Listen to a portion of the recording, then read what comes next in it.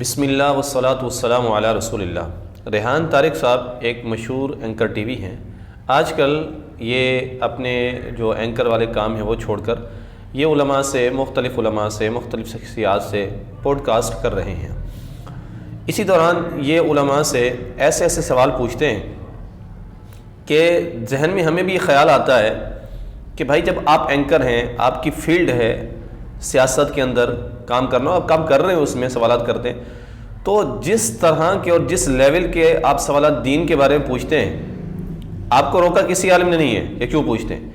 یہ ضرور کہا ہے کہ جس طرح کے سوال آپ کرتے ہیں، اور یہ میرا بھی سوال ہے کہ جس طرح کے آپ سوال کرتے ہیں علماء سے دین کے بارے میں، حالانکہ آپ دیندار بھی ہیں، سیاسی لوگوں سے اور سیاست کے کسی بھی پارٹی کا سربراہ ہوتا ہے یا اس کا بہت بڑا نمائندہ ہوتا ہے، مرکزی نمائندہ ہوتا ہے، کبھی آپ نے اس سے پوڈ کاسٹ کر کے اس طرح کے سخت سوالات کیوں نہیں کیے؟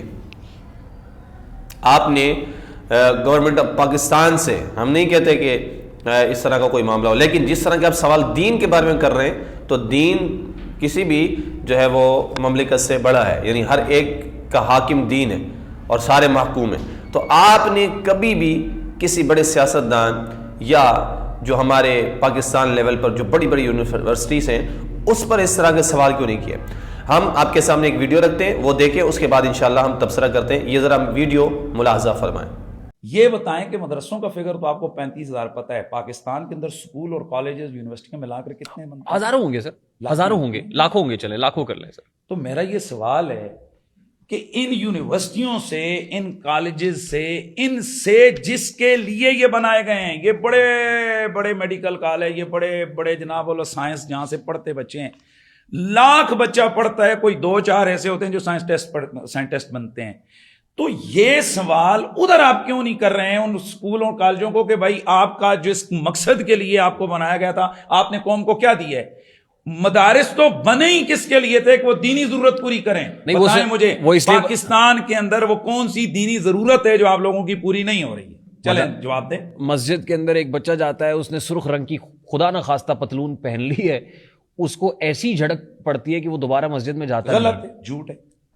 ایک مسجد کا جو پیش امام ہے نا مفتی صاحب، وہ کیا کرتا ہے کہ وہ جب اقامت کہہ رہا ہوتا ہے نا مؤذن، تو وہ پہلی صف کے اندر بندے چن رہا ہوتا ہے، یہ سیٹ صاحب اس صف میں آئیں گے، یہ کرسی سیدھی کرو، یہاں بیٹھیں گے، اور وہ جو مدرسے کے بچے ہوتے ہیں وہ بیچارے وہ پیچھے چلے جاتے ہیں پچھلی صف کے اندر۔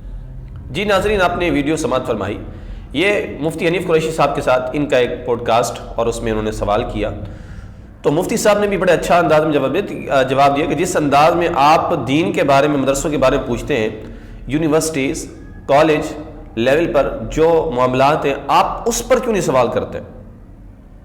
پاکستان گورنمنٹ جو کالج یونیورسٹی ہیں، کتنا پیسہ سالہا خرچ ہوتا ہے ہر سال میں، اس پر کتنے ایسے لوگ نکلے جو انجینئر بنے اور پاکستان کا نام روشن کیا، جو بڑے بنے اور پاکستان کا نام روشن کیا؟ وہاں سوال کبھی ہم نے آپ کا سوال نہیں سنا۔ دوسری بات، آپ نے جس میں سوال کیا کہ کسی مسجد میں ایک بچہ جو ہے وہ سرخ کلر کے کپڑے پہن کر آ جائے، اس کو سنائی جاتی ہے، کون سی ایسی مسجد ہے ریحان طارق صاحب کہ آپ پتہ نہیں کس طرح کے سوالات آپ کر رہے ہیں کہ کون سی ایسی مسجد ہے؟ ہم بھی مسجد میں نماز امام ہیں، نماز پڑھاتے ہیں، ہمارے پاس تو کافی مقتدی آتے ہیں، ہم نے تو کبھی نہیں دیکھا، ہم نے اساتذہ کو ان کے پیچھے نمازیں پڑھی، ہم نے ان کی مسجدوں میں کیا ہے ہم نے کبھی نہیں دیکھا، ہم دیگر علماء کی مساجد میں آنا جانا لگا رہتا ہے، ہم نے کسی عالم کو سرخ کپڑے پہنے ہوئے، گرین کپڑے پہنے ہوئے، کالے کپڑے پہنے ہوئے بندے کو ہم نے کبھی نہیں سنا کہ انہوں نے جھڑکا ہو۔ یہ پتہ نہیں آپ کون سے زمانے کی بات کر رہے ہیں، آپ اتنے ماشاءاللہ پڑھے لکھے اور اس طرح کا سوال آپ پر جچتا نہیں ہے۔ دوسری بات، اگر کسی جگہ پر ایسا واقعہ ہوا بھی ہے کہ کسی بچے کو جھٹکا گیا، تو کیا آپ ایک کی بات اٹھا کر پوری دین کے جتنے بھی لوگ ہیں مدارس سے سب پر تھوپ دیں گے؟ تو یہ کہاں کا قانون ہے؟ یہ قانون تو ملک کے وزیر اعظم بننے کا بھی نہیں ہے، اس میں بھی یہی ہوتا ہے، وزیر اعظم وہی بنے گا جس کے ووٹ زیادہ ہوں گے۔ تو جب پارٹی مخالف پارٹی ہوتی ہے سیاست کے اعتبار سے، حقیقت نہیں، اس میں جس کے ووٹ کم ہوتے ہیں، کیا وہ اس کے ووٹ نہیں ہوتے؟ جو مد مقابل پارٹی ہوتی ہے اپوزیشن میں، وہ جو ہارتی ہے، کیا اس کے ووٹ نہیں ہوتے؟ لاکھوں میں ہوتے ہیں۔ تو اس کا کیا مطلب ہے کہ کیا اس کو ہم کیا کہیں گے کہ بھئی یہ پارٹی بالکل ختم ہے یا بالکل غلط ہے؟ وہ اپنا سیاست میدان میں لڑ رہی ہے سیاست۔ تو دینی حوالے سے آپ کا یہ سوال آپ پر نہیں جچتا اور یہ سوال بنتا بھی نہیں ہے۔ اگلی بات آپ نے یہ کی کہ امام صاحب جو ہے وہ سیٹ صاحبان کو دیکھ رہے ہوتے ہیں کہ ان کی کرسی یہاں لگے گی وہاں لگے گی. وہ بھائی کون سی مسجد دیکھ لی آپ نے ریحان طارق صاحب, کون سی مسجد دیکھ لی آپ نے ایسی کہ جہاں پر ایسا ہو؟ تو کوئی ایسا نہیں ہوتا, بلکہ ہم تو کہتے ہیں کہ صف میں کھڑے ہو گئے محمود ایاز, نہ بندہ رہا نہ بندہ نواز, چاہے غریب ہے امیر ہے, وہ سارے ایک صف میں کھڑے ہوں گے. بلال حبشی بھی, صدیق اکبر بھی ایک ہی صف میں کھڑے ہوئے, حضور نے سب کو ایک صف میں کھڑا کیا. تو حضور کے جو وارث ہیں علماء وہ بھی یہی کرتے ہیں.